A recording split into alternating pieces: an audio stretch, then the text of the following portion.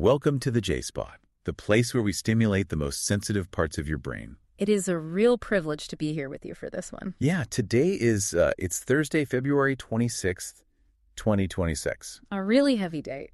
It is. And before we get into the research stack today, before we parse the data or the sociology, but we need to just sit with that date for a moment. Because exactly 14 years ago today, the world shifted on its axis. It really did. 14 years. I mean, that is an entire childhood. A child born on the very day Trayvon Martin died is starting high school right now. Wow. That puts it in such a stark perspective. It does. 14 years ago today in Sanford, Florida, a 17-year-old boy named Trayvon Martin walked to a convenience store. He bought a bag of Skittles and an iced tea. He was walking back to the house where he was staying, talking on his phone, and he never made it back. And looking back at the timeline in our notes, it's striking to remember that the movement didn't start the actual second the tragedy happened. There was this gap, this really agonizing silence. That's the part that gets lost in history sometimes. You know, we think of it as an explosion, but it was a slow burn initially. Trayvon was killed on February 26th. It took weeks. Weeks of his parents pleading. Right. Weeks of Sabrina Fulton and Tracy Martin pleading with local police, pleading with the media before the national consciousness actually woke up. Exactly. And that gap is where the story of the last decade and a half really begins. So we are doing something a little different with this deep dive today. Yeah, our mission is to look back at Trayvon Martin's legacy. Absolutely. But we also need to trace how the grief over his loss birthed a global movement. And this is the vital pivot for our discussion. We need to talk about the now. Right. We need to talk about the mental health, the joy, and the protection of what poet Elizabeth Alexander calls the Trayvon generation. That phrase, the Trayvon generation, it carries so much weight. It refers to these young people who have grown up entirely in the shadow of this event and the ones that followed. They've never known a world without the hashtag. Never. But let's go back to 2012 for a second to really ground this. February 26, 2012, it was raining. Trayvon had his hood up.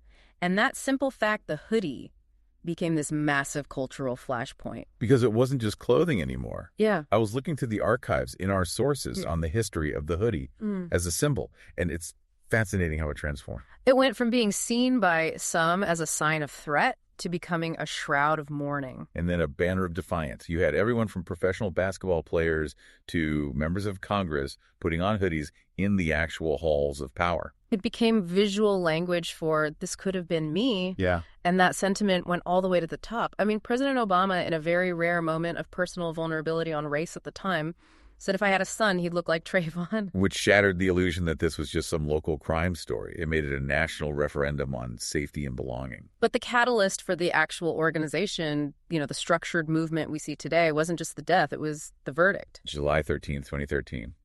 The acquittal of George Zimmerman. That was the tipping point. You really have to understand the emotional physics of that day based on the sociology reports we read.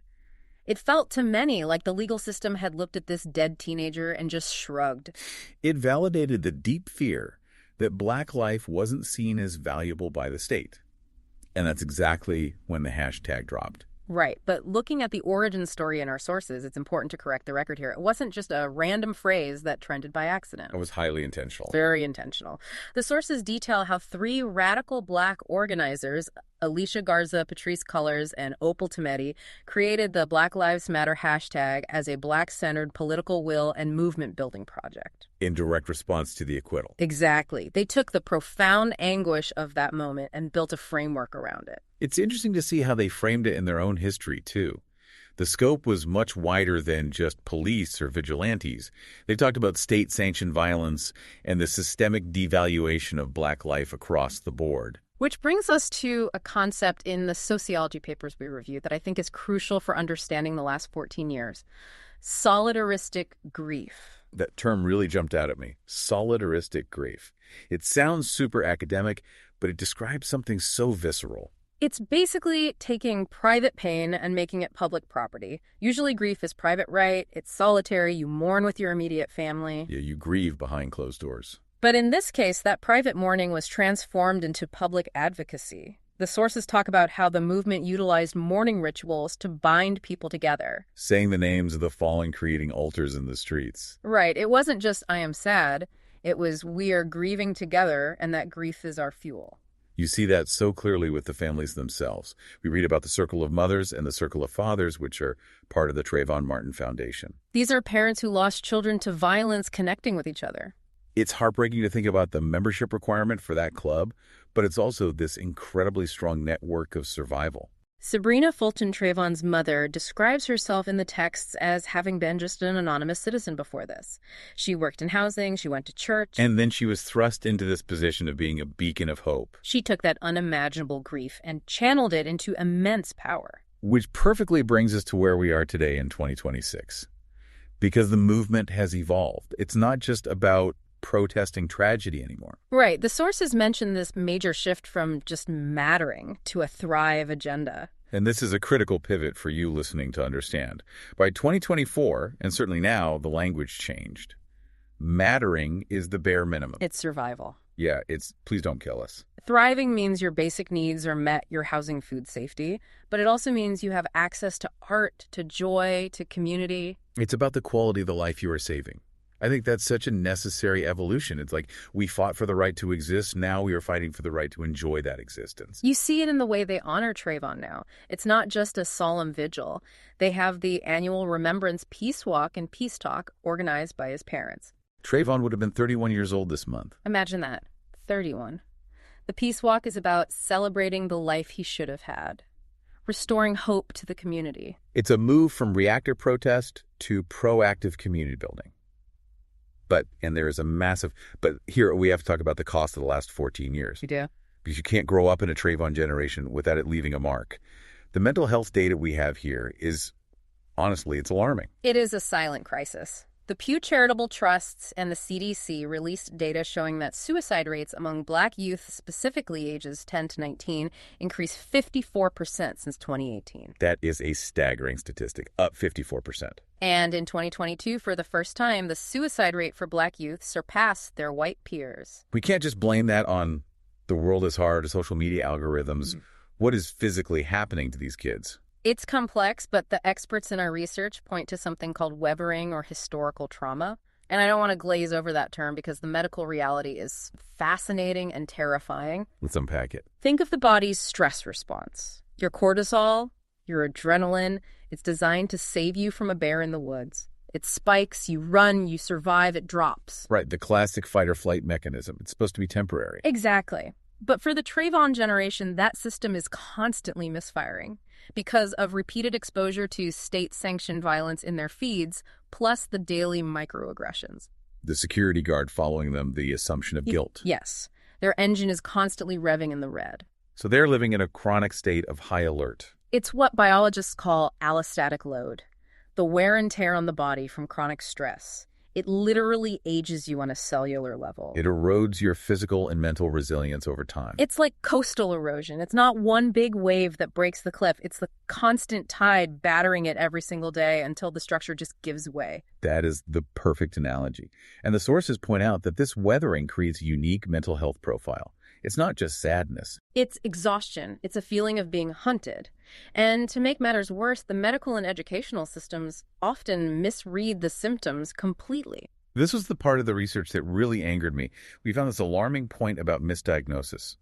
Apparently, Black youth with ADHD or anxiety are often misdiagnosed with disruptive behavior disorders. Which is a tragedy in itself. Instead of getting treatment for a neurodivergent condition or anxiety, which is a health issue, they get labeled as bad kids or defiant. And that label follows them. It puts them on a disciplinary track, detention, suspension, expulsion, instead of a healing track. Plus, there's the representation issue. If you're a Black teenager dealing with racial trauma and your school counselor has no cultural context for what you're feeling, or worse, holds those same biases, that is a massive barrier to getting help. And we can't ignore the internal community barrier either. The strong trope. Right, the cultural pressure to be resilient, to be unbreakable because you have to be to survive. It often prevents young people, especially young men, from saying, I'm hurting and I need help. So that's the heavy context. That's the erosion. But the mission of this deep dive is also to look at the pro-love and community pillars as the ultimate forms of resistance. Because despite those stats, people are doing the work. They are building solutions. They are. And one of the most powerful solutions is something researchers call identity as armor. Okay, let's dig into this. This was the science spotlight in our research stack. Identity as armor. It almost sounds like a slogan, but there is hard data behind it. There absolutely is. The research shows that developing a positive racial and ethnic identity, or ERI, is a massive protective factor. Adolescents who explore their heritage and feel pride in it actually have higher self-esteem, lower depressive symptoms, and better grades. Right. So mechanically speaking, how does that work? Is it just confidence? It's cognitive buffering. If the world is telling you you're less than, or that you are dangerous, having a strong internal voice that says, my history is powerful, my people are resilient, I come from inventors and kings and queens, that acts like a shield. It creates psychological distance between the insult and your self-worth. Exactly. So it's almost like an immunization. Yeah. You introduce the history so the immune system recognizes the lies when they come later. That is a brilliant way to put it. And that's why specific interventions like the Identity Project mentioned in the sources are so vital. It's a curriculum where students explicitly explore their background. And the data proves it leads to better mental health outcomes. It's not fluff, it's cognitive protection. And it's not just happening in schools. We have to talk about the role of the Black church. The sources describe it as a sanctuary, not just for religion, but for mental wellness. The Black church has always been a safe space, but now we are seeing it explicitly tackle mental health stigma. They are creating spaces where you can bring your faith and your therapist. They're realizing that prayer is powerful, but so is counseling. And then you have these specific programs that are just, they're so cool, like Black Boys Better in Georgia. I love this example. It's a program that uses emotional literacy and poetry to help Black boys express themselves. Instead of acting out because they don't have the words for their pain, they're given the tools to say, I am frustrated or I am scared. Because words are tools. If you can name the monster, you can fight it. Exactly. And then there is Black Men's Wellness. It's community-based, addressing everything from trauma-informed workshops to anxiety. It's taking that holistic view that the mind and the body are connected. You can't treat one without the other. This is all part of what the sources call transformative conversations. It's a model where youth build deep, sustained relationships to mitigate those environmental stressors. It's about being heard and validated, which brings us to the village concept. Right, because we can't put all this on the kids to fix themselves. The sources are really clear that pro-love means the adults, parents, teachers, coaches have a huge role to play here. We found the Center of Excellence toolkit in the notes. It emphasizes creating safe, welcoming, and inclusive spaces. But practically, what does that look like for an adult listening right now? It means knowing when to shut up and listen. It means validating their experiences.